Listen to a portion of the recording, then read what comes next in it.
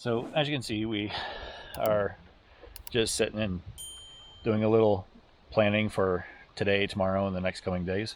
So we're kind of looking at the sky because all of a sudden the sun disappeared on us and it started getting a little cool.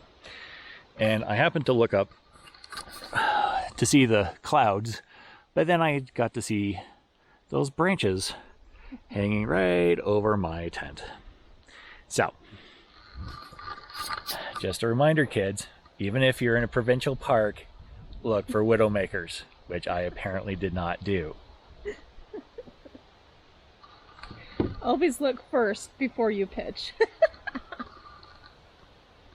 Let's hope you don't get a nice big gust of wind there. Oh, like we did yesterday? Yeah, super windy. Anyways, you're so on that lucky. happy note, yeah. But we're having a great time otherwise. Yeah. Hey folks, we were just out exploring and finding a nice spot to film something for you guys. And we came across a great panoramic view of Beaver Mines Lake. I'll never get that right. And I just wanted to show that to you guys so that you can see exactly what kind of beauty we're in the middle of. Ready? There we go.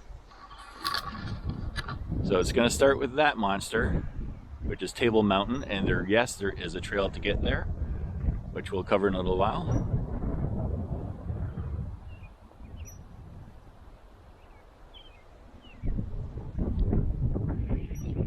Here's the lake.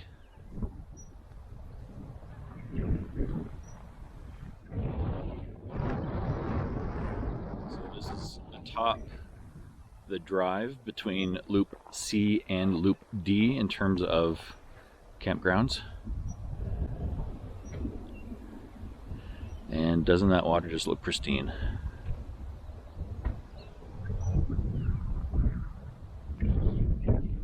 Very quiet campground, beautiful scenery. Why don't you come for a visit? Alright folks, so this is what $100 a night gets you at Beaver Mines Lake campsite. So it's got a fire pit and picnic table.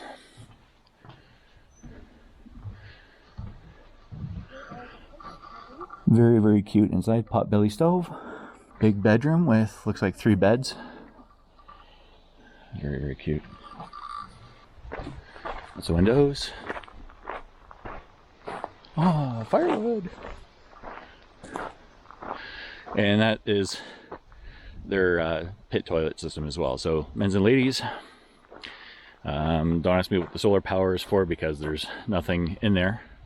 And garbage and recycle locations as well. So just to give you a bit of a nutshell overview, April doing her thing. And closer look on that beast. That's going to be quite a view. Wow. So it looks like 3 cabins or so. Nice. May have to come back. So queen size bed and then 2 singles as bunks. Mm-hmm. Now each cabin did have a solar panel. We couldn't get into nor could we see through the cabin to verify what that was, but it could be just a single electrical outlet to plug in, some smaller devices so you can charge. Right. And I didn't see a bathroom inside, but they did have, was it a pit toilet? Yeah, same ones that we have in the other loops. So lots of places to do that kind of business. Yeah. And just like in the other loops, places for garbage disposal, recycle, lots of ways to keep your site clean and get rid of excess garbage that you have accumulated if you are hiking through.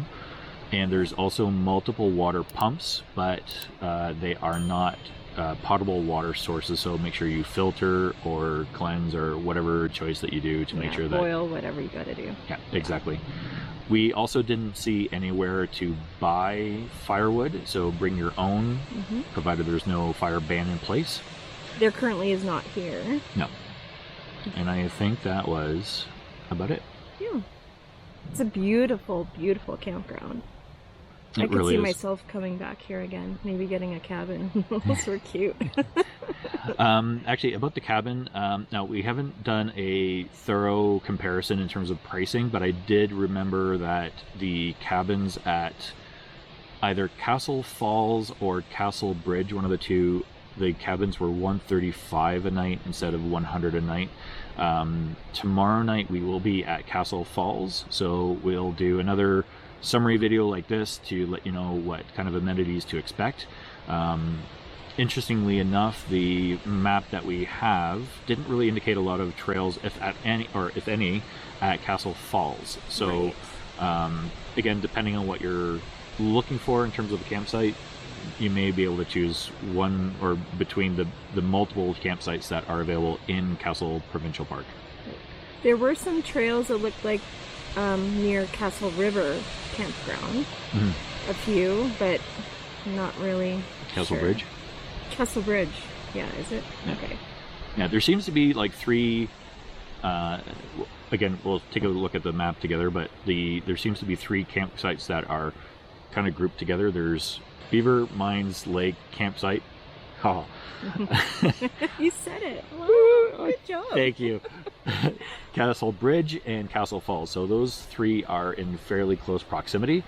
But then there's also a few others that are further north and further south, and they just require some getting to in terms of, well, getting to.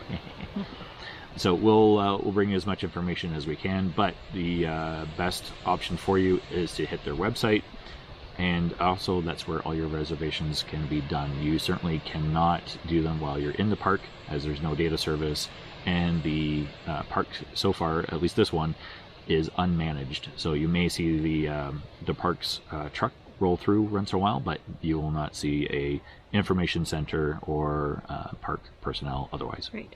There is an area that is for first come first serve that we noticed, but we didn't check it out. No. So on the map you'll see some numbered areas that are designated camping. Those sites are a little bit less money, and for Beaver Mines Lake Campsite, did it again. The designated campsite, yeah, exactly. The designated camp area is actually before you get into this campsite. And there's a few others that are located throughout the provincial park. The one thing that I will say, which I almost forgot, is the view. So we are in Loop C. That gets us the closest to the lake's edge. We're not right on the water. We're basically across the road from it. Exactly, yeah. Now, Loop D, which is where the cabins are, you have a spectacular view of Table Mountain, but not of the lake. Right. So just to let you know what you will and will not see every day that you wake up and get out onto the veranda. I think that's it. Yeah. All right, folks, so we are going to shut down momentarily so we can actually get out the map, and then we'll show you a few key points on the map, which we haven't been able to really see online as of yet. If there is a link for that same map and legend, we will put that in the comment section below. That's it. April and Mike out. Toodles. So, April, what's on the menu for today? I am having Mexican rice and potatoes. Ooh.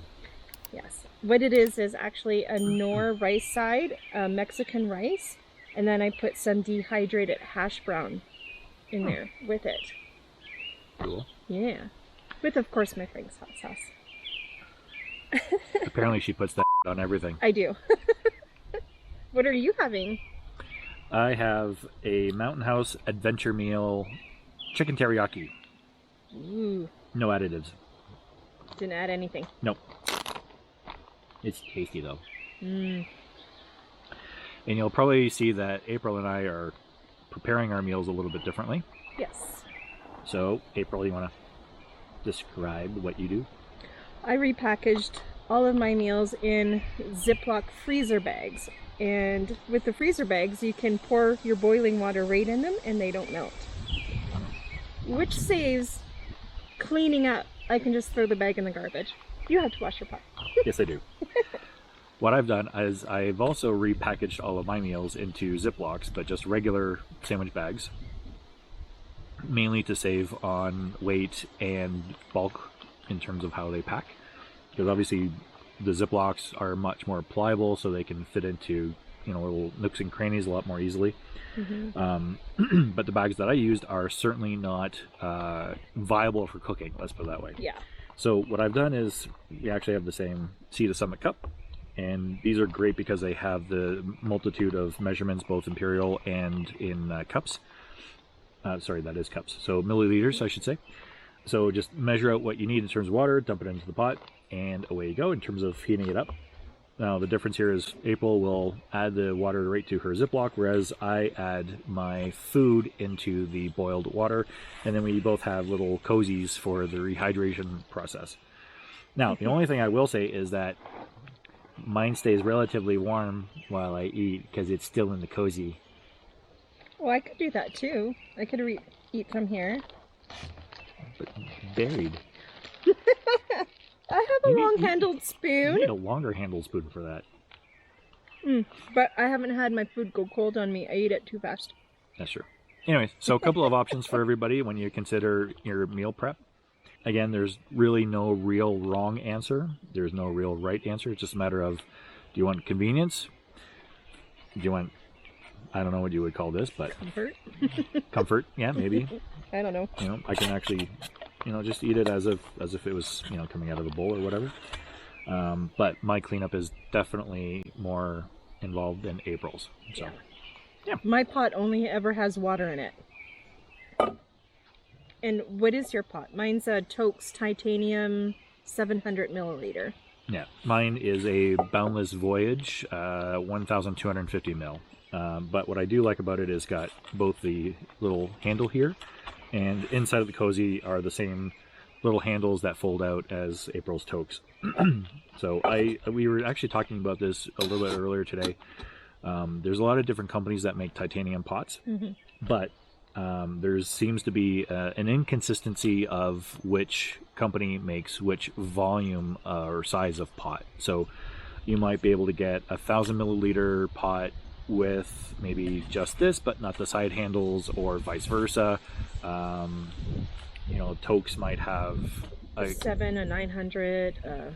I forget what they all are, but yeah. Yeah. So I just, you know, wanted something that, and you also notice that our fuel canisters are a little bit larger or a little bit different. Yeah. So mine can actually fit inside of my pot, along with my emergency matches, my stove, my BRS 3000 stove, the Fire Strike, and a few other items. Put that all in there, and it just closes up nicely in a little cook set. I can fit all of my stuff in there too. My fuel canister. I have a Pocket Rocket 2 stove. I can fit a mini Bic lighter in there as well. But because my pot is smaller, I can only carry a small thing of fuel. Yeah. That's about it. Yeah. Dinner time. Bon appetit. Bon appetit.